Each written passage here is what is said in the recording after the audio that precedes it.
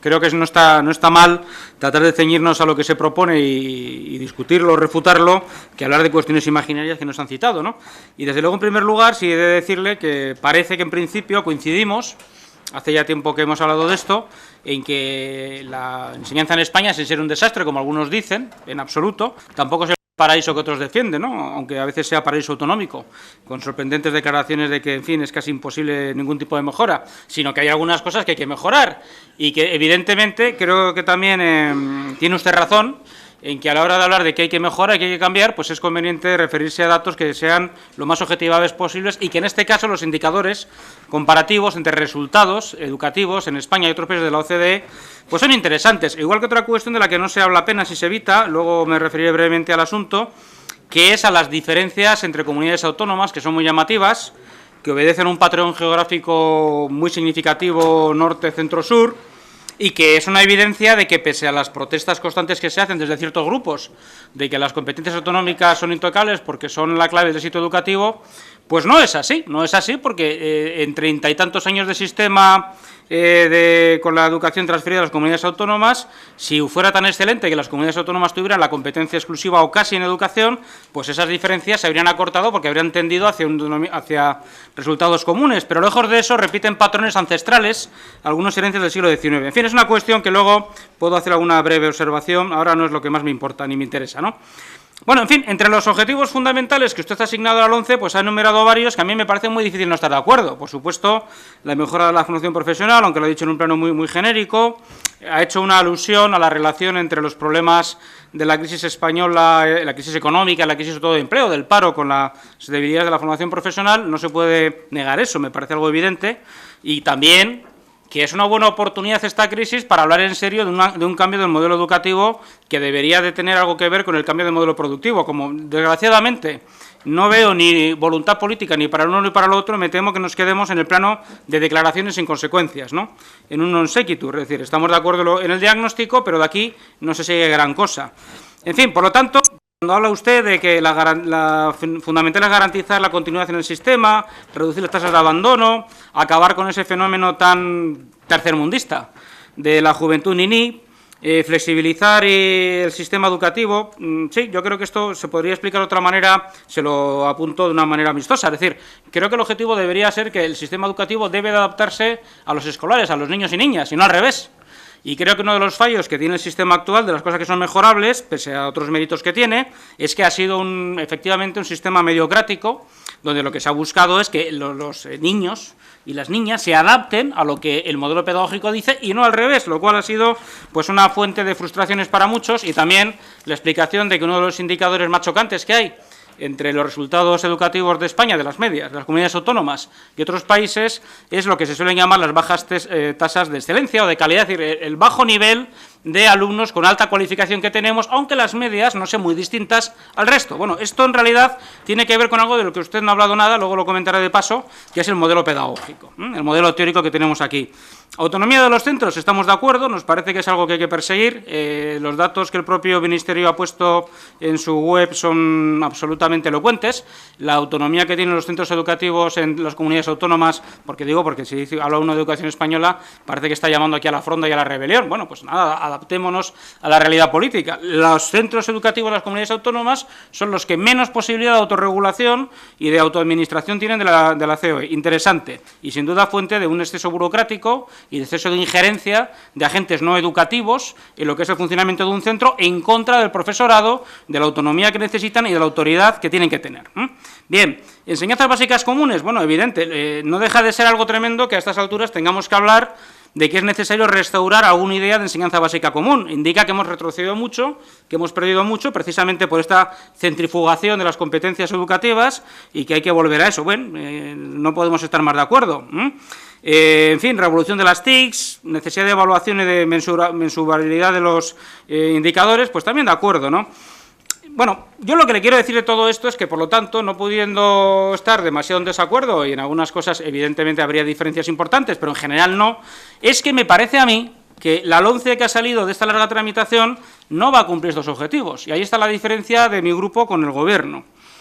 Esta es la cuestión. Es decir, a nosotros nos parece que estos son objetivos dignos de perseguirse, que son objetivos políticos de los que de verdad debería tener una ley de educación y no la defensa de la burocracia, no la defensa de competencias políticas, partidistas, que no tienen nada que ver con los objetivos de la educación, ni de bla, bla, bla absurdos sobre cuestiones lingüísticas que son vehiculares, instrumentales y no tienen, otra vez, lo vuelvo a decir, nada que ver con los objetivos de la educación, salvo lo que hace salvedad a la no discriminación de los alumnos por su lengua materna, cosa a la que también luego haré una pequeña referencia. Bueno, dicho esto, por lo tanto, sí que me ha preocupado un tanto, y profundizo en esa desconfianza respecto a que de estos objetivos se sigan esos fines.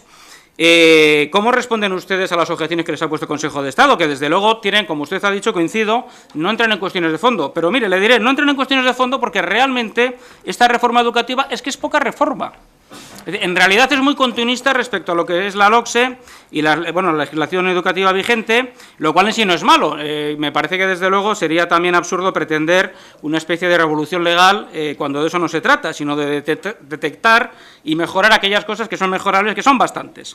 Pero claro, por ejemplo, cuando habla usted de la respuesta que hay a la desaparición de la educación por la ciudadanía, pues mire, refugiarse en la explicación de que esto puede ser una enseñanza transversal, lo lamento, pero es volver a caer en el vicio de la verborrea del modelo comprensivo constructivista. Cuando se trata de conocimientos, por ejemplo, en el caso de la educación por la ciudadanía, de conocimientos sobre qué es un sistema democrático, no hay transversalidad, hay conocimientos. No se trata de impregnación de un espíritu o de un estado de ánimo. Se trata de que, en fin, a los chavales se les enseñe pues qué es la separación de poderes, cómo funciona el Estado de Derecho, las diferentes ideas que hay al respecto, en fin, todo este tipo de cosas. Por lo tanto, disolver esto en una especie de magma impregnante, como se hizo otras veces en otros proyectos educativos, pues es, digamos, que, en fin, perseverar en el error. No estamos de acuerdo, por lo tanto, y nos parece que es una concesión de su partido, el Partido Popular, pues a la presión de un sector social que hizo de esto una cuestión de guerra de una manera bastante irracional y bastante sectaria que no compartimos. Educación por la ciudadanía puede ser una asignatura estupenda y desde luego es necesaria, siempre y cuando, como en todas las demás, tengamos en cuenta qué contenidos son los que tiene que tener una asignatura y no una instrucción de tipo partidista, cosa que desde luego siempre es criticable. Con la religión pasa exactamente igual, creo que usted ya conoce nuestra postura. Vamos a ver, es un grave error aceptar que las creencias religiosas sean motivo de evaluación académica. Es decir, una cosa sería que ustedes hubieran propuesto, cosa que no han hecho, el que haya contenidos en alguna de las asignaturas, también hay que evitar la proliferación de asignaturas, pero en alguna de ellas, que haya contenidos sobre historia de las religiones, de tal manera que los escolares aprendan algo que es muy importante en las sociedades actuales. ¿Qué es el Islam? ¿Qué piensan los musulmanes? ¿Qué es el catolicismo? ¿Qué es el cristianismo? ¿Qué fue la reforma protestante? Etcétera. Todo esto, sin duda, es de una gran importancia cultural y política. Y se ha perdido en toda esta deconstrucción de los conocimientos a través de toda esta verborrea de competencias, habilidades y otras vaciedades varias. Pero claro, esto no nos vale suplantarlo por una rehabilitación académica de la catequesis, aunque sea optativa. Porque es que no se trata de que los padres puedan decir cuestiones que en este caso sí que nos competen a los poderes públicos. Nosotros sí que tenemos la competencia y la obligación de decir que las creencias religiosas son muy respetables, pero en el ámbito de la privacidad y no son evaluables en el ámbito académico. Y que, por lo tanto, no nos vale que sea la alternativa o que haya optatividad de valores éticos o valores culturales u otras generalidades del mismo tipo, exactamente por las mismas razones, porque los conocimientos de ética son conocimientos. Y es bueno que todos los escolares tengan conocimientos sobre ética. Y no hablo ya de una historia de ética, no, de problemas de ética, tanto prácticos como generales. Creo que esto es importante. Lo mismo ocurre con la diferenciada. Miren, es decir, esto es otra renuncia suya, otra concesión partidista, y por lo tanto me parece un error cuando se está planteando una reforma duradera, como usted ha dicho que quiere ser, pues a un determinado sector que usted mismo ha dicho que es mínimo. Bueno, pues si es mínimo, es decir, si es muy poca el porcentaje de la sociedad que quiere una educación segregada por razones de sexo, muy bien, que se lo paguen. Es decir, no hay ninguna obligación del Estado de renunciar a un ideal que es el de la coeducación. Por supuesto que no hay una obligación, al menos eso piensa mi grupo, una obligación legal de que todo el mundo tenga que aceptar que la educación es lo mejor. Hay gente que cree que no es distinto, de acuerdo, es cosa suya, pero lo que también está claro es que no deberíamos aceptar que creencias particulares de nuevo otra vez vayan contra un principio laico de la educación, no solo pública, sino de la educación subvencionada, por lo tanto también concertada, que tiene que ser que la educación no es algo a lo que se deba renunciar. Bueno, en fin, las lenguas cooficiales exactamente igual. Esto me ha parecido lo más triste porque no he visto en usted la menor convicción. De hecho, le ha dedicado un tiempo desproporcionado en su intervención. Vamos a ver, una de dos.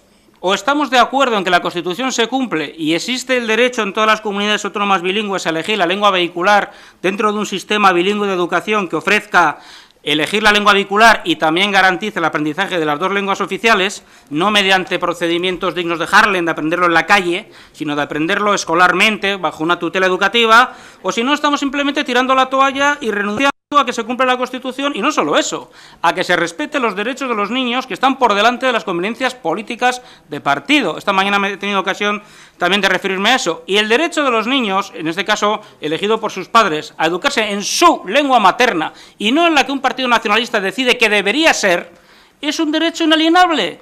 Y ustedes han retrocedido en esto, con esta especie de extraña solución de una especie de cheque escolar disimulado que tiene que ver con no sé qué transacciones que además, por cierto, me da la impresión de que tampoco tiene nada que ver con la realidad escolar de Cataluña y de las demás comunidades autónomas. Pero, en fin, ya hablaremos con esto de ustedes, de esto si quieren, pero ya le adelanto que, desde luego, nos parece una chapuza, además con gravedad política, porque es la renuncia expresa por parte del Gobierno a que se cumpla la Constitución en una cuestión relativa a derechos básicos, no una cuestión menor, ni circunstancial, ni, bueno, discutible. Esto no es discutible para nosotros y lo vamos a mantener. Finalmente, o para ir acabando, no sé tampoco usted referencia en su exposición a 5 cuestiones que nos parecen de gran importancia para hablar de reforma educativa.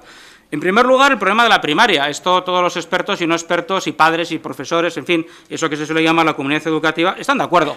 Tenemos un problema con la primaria. Es decir, al final de la primaria, el nivel de conocimientos no es suficiente y, lo que es peor, esta falta de conocimientos acumulada en la primaria, por supuesto, estoy hablando de medias, ya sé que hay excepciones, ya sé que hay centros excelentes donde este problema no se produce, hablo de las medias. Esta falta de conocimientos en primaria se transmite inevitablemente a la secundaria, de ahí al bachillerato e incluso de ahí a la universidad. Entonces, si no actuamos con la primaria, pues realmente no estaremos resolviendo el problema, cosa sobre la que le quiero llamar la atención, ya lo hablamos las veces que hemos tenido ocasiones de tratar con usted personalmente. En segundo lugar, objetivos de conocimientos. Bien, todo este tráfico que ha habido al final de asignaturas y de qué partes son las troncales, las específicas, etcétera, me parece que sigue, ¿cómo diríamos? Sigue la oscuridad respecto a qué objetivos de conocimientos se persiguen en cada etapa. Esto sería importante definirlo. Hablo de conocimientos. ¿Qué es lo que esperamos que sepa un escolar cuando pasa de la primaria a la secundaria? Esto es importante. ¿Y qué hay que hacer para que lo sepa? Evidentemente, no se trata de arrinconar a los que no lo sepan y renunciar a su promoción, sino hacer que promocionen, pero con conocimientos, desechando aquella idea desdichada de la promoción automática. Modelo pedagógico. Bueno, le hemos hablado también, creo que en su primera comparecencia como ministro ya hablé de esto y me dijo que coincidíamos al 95%. Bueno, no sé lo que ha ocurrido entre tanto, parece que ya no coincidimos tanto, pero hay un problema con el modelo pedagógico. Es decir, no se trata de tirar a la basura todo lo que se ha hecho, porque ya he dicho que estamos en contra también de lecturas catastrofistas.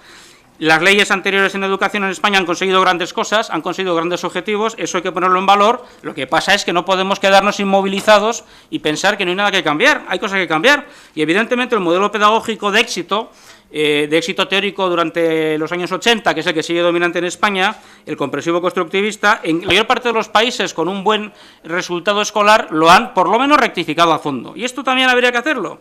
Y aunque no sea fácil hablar en un marco legal, jurídico, de un modelo teórico pedagógico, bueno, pues por lo menos no estaría mal el repasar qué es lo que esperamos que la educación consiga y con qué métodos esperamos que se consiga, no meramente dejando las cosas como están para no molestar a nadie, no ningún tipo en fin, de poder gremial. Otra cuestión fundamental a la que no he hecho ninguna referencia, selección del profesorado.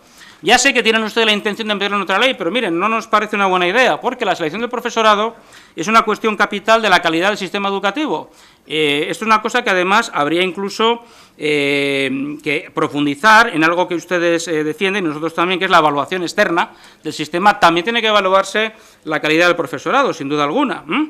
Y finalmente, la estabilidad de la ley educativa. Usted ha hecho luego un llamamiento al consenso, pero usted sabe perfectamente que la práctica que ha habido en educación, lamentable y condenable, ha sido que cada nuevo gobierno, o al menos cada nuevo partido que entra a gobernar, sea una legislatura o dos, pues va y cambia la ley educativa. Bueno, evidentemente puede haber razones para hacer cambios. Lo que pasa es que deberíamos de tener la ambición de hacer una ley de educación que tenga mecanismos de autocorrección, de autoevaluación, que permitan cambiar aspectos de la ley y modificarlos sin cambiar la ley completa, y volviendo locos al profesorado, al alumnado, a los padres y, en fin, a toda la comunidad escolar y educativa. Nos parece que habría que buscar fórmulas, como digo, de que se renuncie de una vez a que cada partido que entra a gobernar quiere dejar su huella y su marca al fuego en la ley educativa. Vamos a tener una ley educativa que dure una generación por lo menos, que no parece una ambición desmedida para 25 años, y vamos a buscar mecanismos de autoevaluación que permitan corregir, pues bueno, previsiones legales que luego se comprueben que eran equivocadas o mejorables, sin necesidad de cambiar el conjunto de la ley. En fin,